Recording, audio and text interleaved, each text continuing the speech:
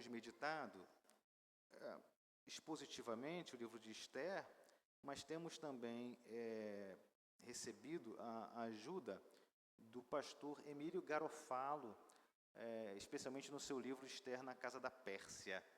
É um livro bastante interessante e nós temos meditado acerca dessa perspectiva. Eu vou ler então o capítulo 3 todo e na sequência a gente caminha com a nossa reflexão. Esther capítulo 3 diz assim a palavra do Senhor: Depois desses acontecimentos, o rei Xerxes honrou Amã, filho de Hamadata, descendente de Agag, promovendo-o e dando-lhe uma posição mais elevada do que a de todos os demais nobres. Todos os oficiais do palácio real curvavam-se e prostravam-se diante de Amã, conforme as ordens do rei. Mardoqueu, porém, não se curvava nem se prostrava diante dele. Então os oficiais do palácio real perguntaram a Mardoqueu: por que você desobedece à ordem do rei? Dia após dia, eles lhe falavam, mas ele não lhes dava atenção e dizia que era judeu. Então contaram tudo a Amã para ver se o comportamento de Mardoqueu seria tolerado. Quando Amã viu que Mardoqueu não se curvava nem se prostrava, ficou muito irado. Contudo, sabendo quem era o povo de Mardoqueu, achou que não bastava matá-lo. Em vez disso, Amã procurou uma forma de exterminar todos os judeus, o povo de Mardoqueu, em todo o império de Xerxes. No primeiro mês do 12º ano do reinado do rei Xerxes, no mês de Nisan, lançaram o pur, isto é, a sorte, na presença de Amã, a fim de escolher um dia e um mês para executar o plano. E foi sorteado o 12º mês, o mês de Adar. Então Amã disse ao rei Xerxes: existe certo povo disperso, espalhado entre os povos de todas as províncias do teu império, cujos costumes são diferentes dos de todos os outros povos e que não obedecem às leis do rei. Não convém ao rei tolerá-los. Se for do agrado do rei, que se decrete a destruição deles, e eu colocarei 350 toneladas de prata na tesouraria real, à disposição para que se execute esse trabalho. Em vista disso, o rei tirou seu anel selo do dedo, deu a Amã, o inimigo dos judeus, filho de Hamedata, descendente de Agag, e lhe disse: fique com a prata e faça com o povo o que você achar melhor. Assim, no 13º dia do primeiro mês, os secretários do rei foram convocados. Amã ordenou que escrevessem cartas na língua e na escrita de cada povo aos sátrapas do rei, aos governadores das várias províncias e aos chefes de cada povo. Tudo foi escrito em nome do rei Xerxes e selado com o seu anel. As cartas foram enviadas por mensageiros a todas as províncias do império com a ordem de exterminar e aniquilar completamente todos os judeus, jovens e idosos, mulheres e crianças, num único dia, o 13º dia do 12º mês, o mês de Adar, e de saquear os seus bens. Uma cópia do decreto deveria ser publicada como lei em cada província e levada ao conhecimento do povo de cada nação, a fim de que estivessem prontos para aquele dia. Por ordem do rei, os mensageiros saíram às pressas e o decreto foi publicado na cidadela de Suzã. O rei e Amã assentaram-se para beber, mas a cidade de Suzã estava em confusão. Pai bendito, Deus santo e poderoso, eis a tua palavra, Senhor. Ela é que deve ter a primazia nesse momento. Portanto, Senhor, leva nossas mentes cativas para compreender a tua palavra. Sê comigo, tem misericórdia de mim, para que eu pregue a tua palavra e somente a tua palavra. Para o louvor da tua glória, nós oramos em nome do Senhor Jesus. Amém e amém. Nós, como eu já disse, nós temos meditado no livro de Esther de maneira bíblica, expositiva, mas com a ajuda de Emílio Garofalo, a partir do seu livro Esther na Casa da Pérsia. E a guisa de introdução, para que a gente esteja na mesma página, qual é a intenção desse autor quando reflete sobre o livro de Esther, a ideia aqui é mais ou menos o seguinte: muitas vezes nós nos enxergamos como verdadeiros Daniel na Babilônia. Quem era Daniel na Babilônia? Daniel foi tirado da sua terra, levado para o cativeiro babilônico. Mas ao chegar no cativeiro, Daniel se mantém fiel. Ele não se deixa levar para os benefícios da Babilônia, para as ofertas da Babilônia. Ele se mantém fiel. Portanto, Daniel nos convida a vivermos de forma fiel. Então, muitas vezes a gente se enxerga um pouco como Daniel. E muitas vezes, eu acho que eu sou um pouco de Daniel. Afinal, somos crentes, somos separados, temos buscado santificação a cada dia. Nós não comemos da comida da Babilônia. Nós não nos deixamos levar pelos prazeres da Babilônia. Nós não queremos nada desse mundo. Muitas vezes somos assim. Mas a perspectiva de Garofalo, da qual eu concordo, a verdade é que nós somos muito mais parecidos com Esther. E com Mardoqueu também, claro. Nós não fomos arrancados da nossa terra para sermos levados para o cativeiro babilônico. Nós já nascemos no cativeiro. Nós já nascemos na Babilônia. E já tivemos assim a cultura bem assimilada por nós. Já estamos meio que acostumados com a cultura da Pérsia. Pérsia, eu me refiro a esse mundo secular, o mundo de hoje. Eu sou separado, sim, mas tem coisas que eu não preciso ser tão radical. Tem coisas que eu já estou acostumado com esse mundão. Sabe como é?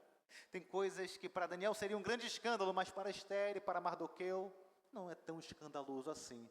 Para mim, para você, talvez não precisa de tanto radicalismo. Eu já estou acostumado com esse mundo. E por falar em escândalo, creio que a maioria de nós ficou um pouco escandalizado com o capítulo 2 de Esther, há 15 dias atrás. Não deveríamos. Ela se parece mais comigo e com você do que nós imaginamos. Tem coisas que quando ditam daqui, a gente se escandaliza. Como foi capaz de falar isso? Mas na televisão de nossas casas passam coisas muito piores. Não deveríamos nos escandalizar tanto com Esther, não é verdade? Mas hoje nós não vamos falar de Esther. Nós não falaremos da rainha dos pagãos. Foi isso que ela se tornou. Nós hoje meditaremos mais profundamente acerca de Mardoqueu, o seu pai adotivo. Ele também não se manteve incontaminado pelas iguarias do rei. Não. No capítulo 2, nós percebemos, é claramente perceptível, que Mardoqueu gozava de alguma influência naquele lugar. Ele desfrutava de alguma influência, ele tinha acesso àquele lugar. Lembram que ele viu 2 oficiais tramando contra o rei? Ele tinha livre acesso naquele lugar. Ele não era um estranho, ele tinha alguma influência. Aliás, Mardoqueu sequer é um nome judeu. Mardoqueu é um nome de uma divindade pagã. Ele estava tão assimilado pela cultura que o nome que ele usava nem sequer era judeu. Era um nome de uma divindade pagã. A verdade é que Mardoqueu já estava acostumado com a vida na Pérsia. Já estava muito acostumado. Você sabe como é? Nós sabemos como é. Mardoqueu é daquelas pessoas que vive neste mundo caído, vive neste mundo corrompido pelo pecado, mas muitas vezes se sente tão bem nesse mundo, que se comporta exatamente como uma pessoa desse mundo. Você sabe como é muitas vezes? Agora vejam só, mesmo assim, mesmo sendo miserável, mesmo sendo pecador, igualzinho a mim e a você, Deus usa. Deus nos usa? Usou Mardoqueu também. Lembram o que aconteceu com ele? Eu acabei de falar. Ele foi usado pelo Senhor para impedir um plano de assassinato ao rei. Ele foi usado pelo Senhor. Ele estava na hora certa, no lugar certo, ouvindo o que deveria ouvir. E diante disso, ele orienta Esther. Mas vejam só, ele não foi recompensado por isso.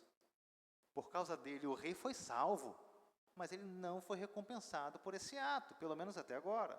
Seria algo normal, não? Ser recompensado, ele salvou a vida do rei. Mas o texto sequer faz menção de agradecimento, sequer faz menção de reconhecimento pelo que ele fez. O capítulo 3 parece ser um verdadeiro virar de páginas daquele reino. Olha o que diz, o primeiro versículo do capítulo 3. Depois desses acontecimentos, olha, ele ajudou a salvar o rei. Depois desses acontecimentos. Vida que segue. Vida que segue. Nenhuma menção. Agora pense comigo, não ser reconhecido é ruim, não? Não sei se alguns de vocês já passaram por isso. Não ter reconhecimento é ruim. Não ser recompensado por algo que fez também é ruim demais, não? Agora imaginem ver outra pessoa, uma pessoa ruim, injusta, sendo recompensada no seu lugar. Porque ele não foi recompensado. E Amã foi exaltadíssimo. Nós não sabemos qual o motivo do rei ter engrandecido Amã, mas ele foi exaltadíssimo. E para piorar ainda mais, Mardoqueu não foi reconhecido, viu um homem injusto e mau ser reconhecido, e para piorar ainda mais, Amã era um agagita. Mas afinal de contas, o que significa ser agagita? Deuteronômio 25, Deuteronômio 25, de versos 17 a 18, diz que lembrem-se, Moisés, lembrem-se do que os amalequitas lhe fizeram no caminho, quando vocês saíram do Egito. O que os amalequitas fizeram? O povo tinha saído do Egito, os amalequitas foram na covardia atacar o povo de Deus naquele momento. O Senhor fala, olha, através de Moisés, lembre do que eles fizeram, lembre do que aquele povo fez. Êxodo 17, 17:8. Sucedeu que os amalequitas vieram e atacaram os israelitas em Refidim. Lembra de Moisés? Com as mãos levantadas? A batalha com os amalequitas. Lembre-se deles. Mais para frente, 1 Samuel 15. Saul ataca os amalequitas. Qual era a orientação de Samuel, do Senhor? Extermine todo o povo. Saul ataca os amalequitas, captura quem? Rei Agag. E traz o rei Agag, não extermina Agag. Amã é um descendente de Agag, um agagita. Esse é Amã. E é interessante, Kostenberger, ele diz que existe uma simetria literária e teológica impressionante no livro de Esther. Vocês sabem o que é simetria, né? Se aqui está assim, aqui do outro lado tem que estar exatamente assim. É um espelho, Existe uma simetria literária e teológica no livro de Esther. Por quê? Porque Mardoqueu é apresentado como que um benjamita. Ele era da tribo de Benjamim, da mesma tribo de Saul. Da mesma tribo de Saul. E Amã é um agagita, descendente de Agag. Ou seja, o embate entre Mardoqueu e Amã no palácio de Suzã é o segundo round de uma batalha que Saul deveria ter encerrado com Agag. Uma batalha de gerações que remetia ao ódio que existia dos amalequitas contra o povo judeu, contra o povo de Deus. Agora faz sentido o verso 6. Agora faz sentido quando ele diz, contudo, sabendo quem era o povo de Mardoqueu, achou que não bastava matá-lo. Eu quero matar todos os judeus. Não basta só um. Agora preste atenção, todos os servos deveriam se curvar. Essa era a lei. Para esse homem mau, todos os servos deveriam se curvar, se inclinar, se prostrar diante de Amã quando ele passasse. Os irmãos sabem que esse povo persa é um povo bem tranquilo. É um povo do bem. A última que desobedeceu o rei era uma rainha e ficou largada no esquecimento. Ficou no lucro. Ela ficou no lucro, diante de quem aquele povo era. Mas uma desobediência ao rei aqui era um caso tranquilo para enforcamento. Tranquilo. Amã passava, todos se inclinavam, menos um homem. Daniel? Não. Amã. O homem era Amã. Quando passava, aliás, Amã não, Mardoqueu. Quando Amã passava, Mardoqueu não se inclinava. Garofalo cita Mike Cosper quando diz: é muito estranho. Por que Mardoqueu não se curva? Em um momento, Mardoqueu é um bom cidadão persa. Ele salva o rei. Estava bem assimilado pela cultura, bem adaptado àquela cultura. Até protegeu o rei contra uma conspiração. No dia seguinte, se recusa a obedecer uma ordem desse mesmo rei. É estranho. Se é para fazer isso, era melhor ele ter apoiado a conspiração. Mata logo. Eu não quero obedecer esse rei. Mas, irmãos, pensando bem, não é assim que acontece em nossas vidas também? Ora, há momentos em que devemos agir com lealdade ao nosso país, aos nossos governantes, afinal, nós devemos ser cidadãos exemplares. Devemos ser obedientes à lei, claro que sim. O único espaço para desobediência civil, o único espaço para desobedecer à lei do homem, o único espaço para desobedecer à lei do país é quando ela é contrária à lei de Deus. Aí nós estamos. Mas voltando a falar aqui de Mardoqueu, diante dessa posição de Mardoqueu, uma turma, um grupo de servos, de oficiais do rei, vão falar com ele. Se fosse baiano, diria assim: rapaz, isso não é hora para você querer dar uma de crente, não. Você já está bem assimilado na cultura. Logo agora, você já se inclinou diante de tantas coisas. Só mais uma vez não vai fazer diferença. Você já faz parte da Pérsia, rapaz. Uma besteira, não precisa disso tudo. É só se inclinar mais uma vez e tudo passa. Talvez isso já tenha acontecido com você. É só isso, eu vou me inclinar diante dessa proposta do mundo. É só isso agora. Talvez já tenha acontecido isso com você. Mas dessa vez foi diferente. Dessa vez Mardoqueu deu uma de Daniel. Dessa vez Mardoqueu falou: eu não vou me inclinar. Mais do que isso, ele declarou: eu sou judeu. Eu não vou me declarar porque eu sou judeu. Se fosse hoje, ele diria assim: não vou me inclinar porque eu sou crente. E é muito estranho. Lembram qual foi a orientação desse mesmo homem para a sua filha adotiva Esther? Está lá no capítulo 2, verso 10. A orientação dele foi o seguinte: olha, você não fala que você é judia, não. Seu nome não é mais Radassa, seu nome vai ser Esther. Não fale que você é judia. A orientação, ora, era para que não se revelasse a sua origem. E agora ele fala: eu sou judeu, por isso que eu não vou me inclinar. E aquele mesmo grupo que insistia com Mardoqueu para que ele obedecesse, é o mesmo grupo que vai levar a informação para Amã. É o mesmo grupo. Talvez você já tenha conhecido alguém assim. A Pérsia funciona exatamente assim. O mundo funciona exatamente assim. Aqueles que estão com você, de repente, se voltam contra você. Aqueles que estavam lá: rapaz, por que você não faz isso, rapaz? Rapaz, mas se curve, vai acabar logo isso. Levam a informação para Amã. Mais uma vez, agora faz sentido o verso 6. Quando ele sabe qual a origem de Mardoqueu, ele fala: eu quero matar todo o povo. Mas analisem o que está por trás dessa declaração tão inesperada de Mardoqueu, tão surpreendente de Mardoqueu. Mardoqueu estava declarando que ele fazia parte de algo muito maior do que ele. Mardoqueu, nesse momento, está falando: olha, não dá mais. Não mais. Há algo muito maior do que eu faço parte do povo de Deus.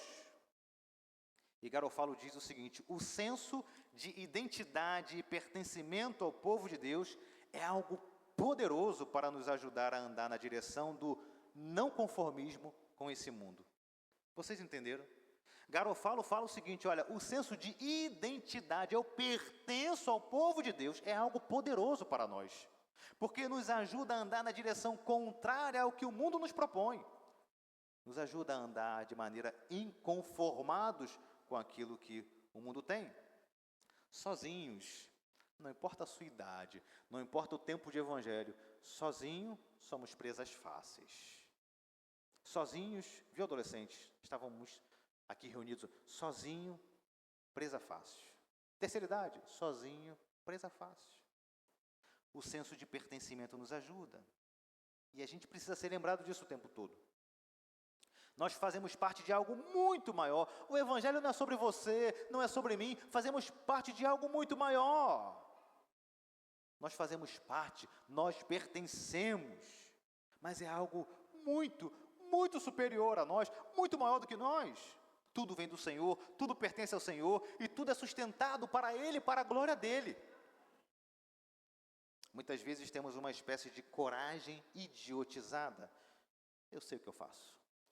Eu sei como é que eu faço. Isso é uma coragem idiota. Coragem não é a ausência de medo. Pode deixar comigo que eu sei o que eu faço. Não. Nós pertencemos a algo muito maior.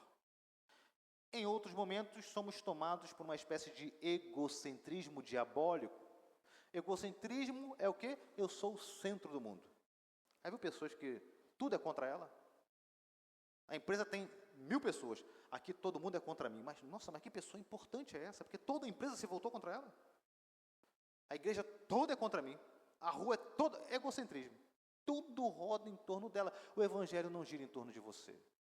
O evangelho é o poder de Deus para a glória de Deus, para a conversão daqueles que serão adoradores do próprio Senhor Jesus. O evangelho não é sobre você só, não. Isso é egocentrismo diabólico.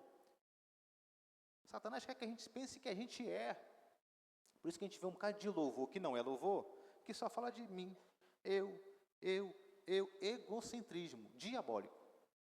O que Mardoqueu está nos ajudando a entender aqui é o seguinte: quando temos uma melhor consciência do coletivo, quando temos consciência de que fazemos parte de algo muito maior, quando temos consciência de que nós pertencemos, nós somos fortalecidos, agimos melhor, vivemos melhor, glorificamos o nome do Senhor.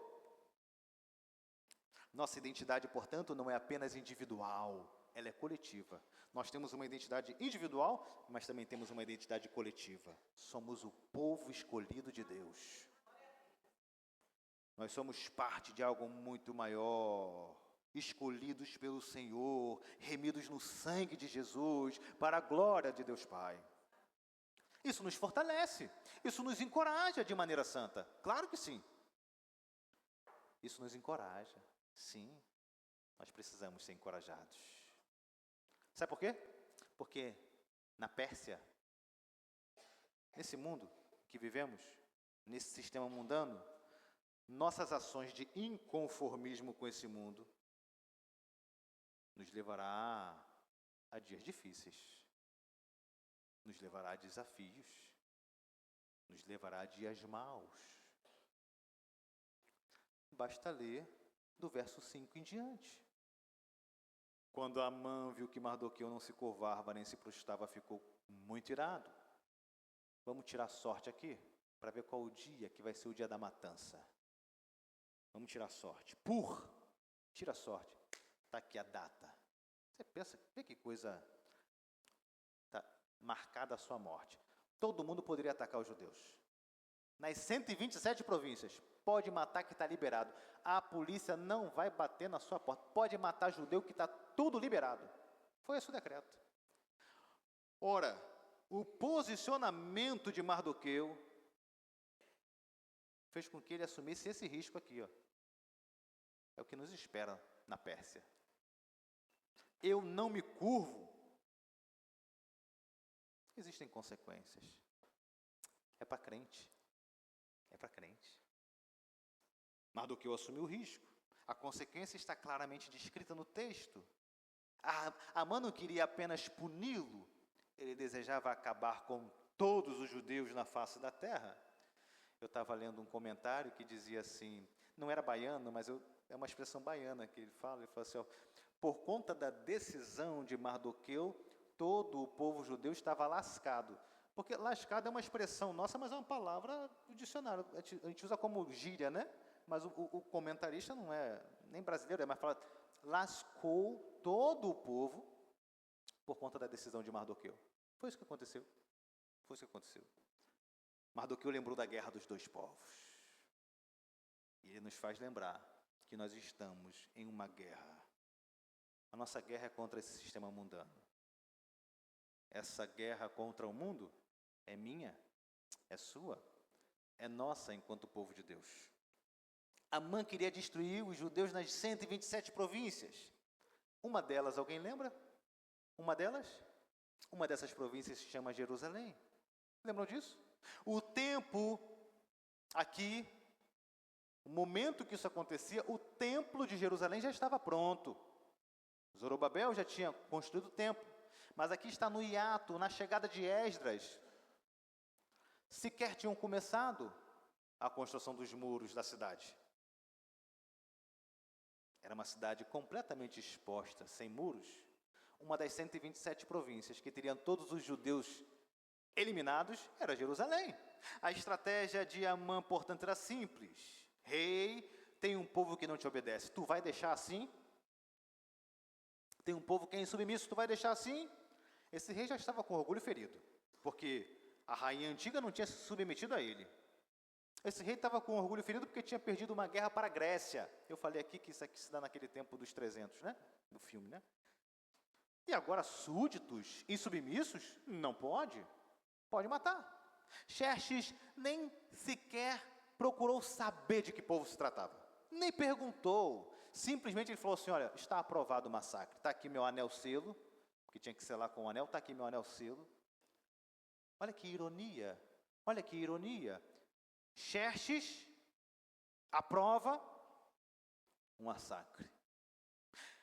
Aquele que salvou Xerxes da morte foi um judeu.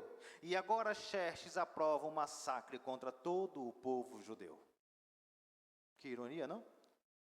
Se o plano fosse adiante, Jerusalém não seria reconstruída. Mais do que isso, se o plano fosse adiante, Gênesis 3,15 não seria cumprido.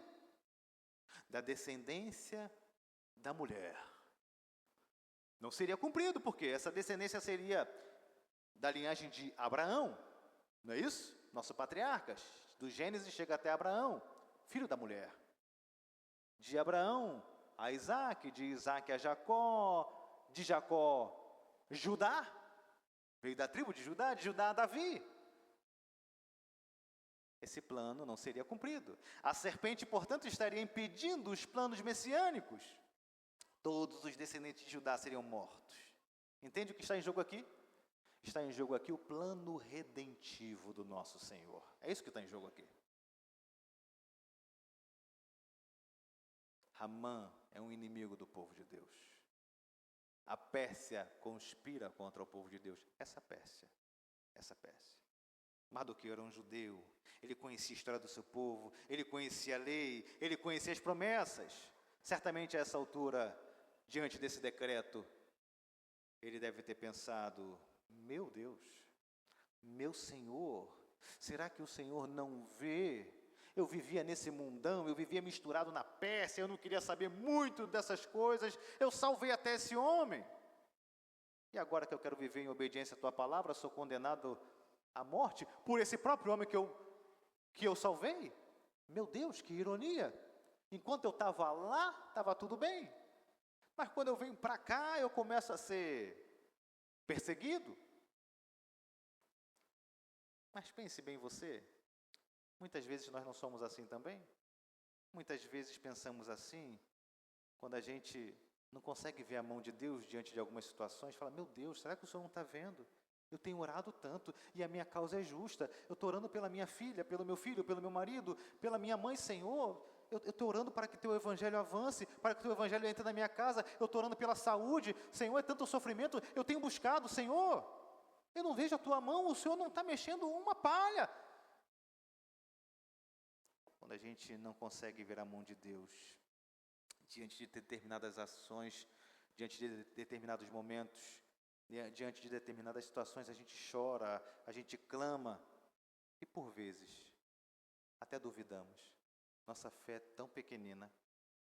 Agora percebam, Percebam, o dia que foi determinado para esse massacre, eles jogam a sorte, o pur, Amã lança a sorte e é determinado o dia.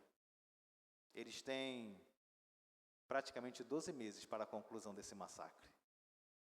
Acontece no mês 1 e a sorte cai para o mês 12. Quem você acha que determinou esse dia? Quem você acha que determinou esse dia? Quem você acha que determinou o dia que você nasceu, o dia que você vai morrer, as provações que você passa? Quem você acha que determina todas as coisas desse mundo? Provérbios 16, 33 diz: a sorte é lançada no colo, mas a decisão dela vem do Senhor. Lembrem, o Senhor é Senhor da história. Mesmo quando não conseguimos ver a sua mão, Ele continua a dominar sobre toda a terra. Mesmo quando a gente não consegue perceber, Ele continua sendo um Deus providente, Ele cuida, Ele sustenta, Ele providencia todas as coisas. Mesmo quando a gente acha que Ele não está agindo, Ele continua a trabalhar para o bem daqueles que o amam. Mesmo na Pérsia, é assim que o Senhor age. O texto termina dizendo que essa mensagem, esses mensageiros, saíram para levar essa carta para as cidades. E uma grande confusão em Suzã, a partir desse decreto. Você já parou para imaginar isso? Você mora em Lobato, o seu vizinho é judeu, você fala assim, olha, daqui a 12 meses, vai sair a liberação para matar esse camarada do lado. Eu vou levar todos os bens dele, eu posso tomar a casa dele. Talvez o persa, até mais sério e piedoso, fosse tentado a participar dessa matança. A cidade ficou em confusão.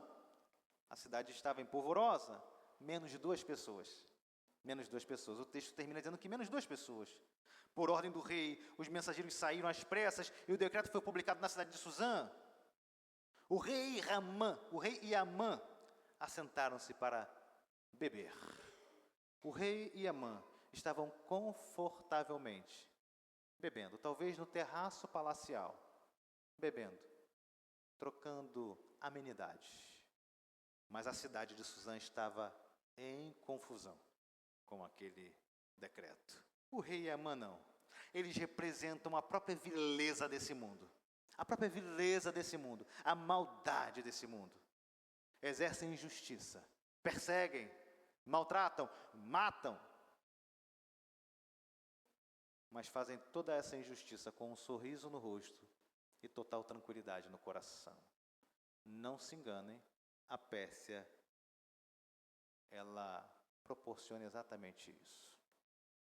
Eu quero fazer algumas aplicações agora e quero apenas relembrar vocês, para quem está um pouco mais atento, vocês perceberam quantas vezes eu perguntei ou afirmei que isso ou aquilo já deve ter acontecido com você?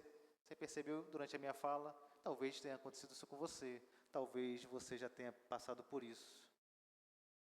Sabe por quê? Porque nós somos verdadeiros Mardoqueus no mundo da Pérsia. Nós somos igual Mardoqueu nesse mundo secular, que ele chama de Pérsia. O que está envolvido em viver neste mundo hostil, meus irmãos? E quais as consequências de nossos atos de desafio ao sistema desse mundo? Chega a hora em que um homem, e aqui eu falo de humanidade, um homem ou uma mulher, precisa sair do automático da Pérsia, precisa sair do automático desse mundo. Viver no automático desse mundo, você certamente sabe como é. Chega a hora que nós precisamos falar, não mais. Mardoqueu falou, não mais. Você já chegou nesse ponto da sua vida? De falar assim, não mais, eu não me curvo mais diante desse mundo. Você já chegou nesse ponto? Talvez você já tenha se curvado diante de algumas coisas desse mundo, de algumas das propostas da Pérsia. Você já chegou a esse ponto de falar não mais? Porque você precisa estar pronto para morrer. Mardoqueu estava pronto para morrer. Ele que estava tão acostumado com aquela cultura. ele já era parte da Pérsia. Fala, não mais. Mas para falar não mais, precisa estar pronto para morrer. Em Cristo devemos agir como parte do povo de Deus. Não se trata de perfeição, claro que não, mas de disposição para dobrar nossos joelhos diante do Senhor e somente do Senhor. Jamais, jamais nos dobrarmos diante desse mundo. Talvez você já tenha se dobrado bastante diante desse mundo, ou talvez ainda se dobre diante desse mundo. Mas hoje, deseja ser igual a Mardoqueu. Não mais. Basta. Não quero mais. Meu comportamento em determinada área, eu não quero mais. Meu relacionamento em determinada área, não quero mais. A forma como me comporto, eu não quero mais. Basta. Eu tenho aceitado isso do mundo, basta. É lógico que eu não me refiro à perfeição, me refiro à santificação. Não mais. Você não está só. Você não está só. Somos um povo regenerado. A semente já veio, já esmagou a cabeça da serpente. Apesar das batalhas de hoje, nós já sabemos que essa guerra já foi vencida. Você não está só, você faz parte de algo muito maior. Essa luta, você não luta sozinho. E essa luta já tem um final conhecido. A semente da mulher pisou na cabeça da serpente. É verdade que ainda estamos em batalha, mas a guerra, ela já foi vencida. Você não está só. Por isso nós podemos e devemos dizer, não mais. Não mais para a idolatria. Cuidado, idolatria não é só a imagem de santo, não. Idolatria pode ser a sua família em detrimento do Senhor. Idolatria pode ser a sua profissão, a sua vida acadêmica, o seu dinheiro, a sua conta bancária. Isso pode ser idolatria. Idolatria é o seu futebol. Idolatria pode ser o seu egocentrismo. Eu sei o que é melhor para mim. A minha identidade sou eu comigo mesmo. Cuidado. Mas você pode falar como Mardoqueu hoje, não mais. Idolatria pode ser a sua falta de perdão, porque você é tão cheio de si, você é tão grande, você está tão certo sempre, que você não pode perdoar. Você pode falar hoje, não mais. É o seu relacionamento no dia a dia, como se você fosse da Pérsia. Está tão acostumado com tudo, que parece que você nasceu e faz parte daquele lugar. Não mais, eu não quero mais. Por amor ao Senhor, não mais. Por amor à igreja, por amor ao povo que eu pertenço, não mais. Por amor ao Senhor, não mais falta de comunhão, não mais isolamento, não mais hipocrisia, sorriso estampado no rosto com o coração amargurado, não mais. Por amor ao Senhor, eu não aceito mais, eu não quero mais para a minha vida. Pelos meus filhos, não mais um evangelho de brincadeira, um evangelho que eu vou quando quero, faço do jeito que eu quero. Por amor aos meus filhos, não mais, eu quero ser um exemplo, eu quero ser um discipulador, não mais. Pelo rei humilhado que morreu numa cruz para que eu vivesse, não mais me inclinarei diante das propostas desse mundo. Pelo rei exaltado que venceu a morte e um dia voltará em glória, não mais para a glória do seu nome. Sabe, meus irmãos, essa sentença de Amã e Xerxes não é uma sentença justa. É uma sentença injusta de homens injustos. Mas sabe quem é justíssimo? Sabem quem é justíssimo? O Senhor. Ele é justíssimo. E o Senhor sentenciou toda a humanidade que estava no pecado, sentenciou toda a humanidade à morte. Toda a humanidade deveria ir para o inferno. O Senhor sentenciou assim por causa do pecado, porque nós merecíamos. A sentença, portanto, era justa. Se todo mundo fosse para o inferno, o Senhor estaria exercendo justiça. Nós pecamos. Destituídos estávamos.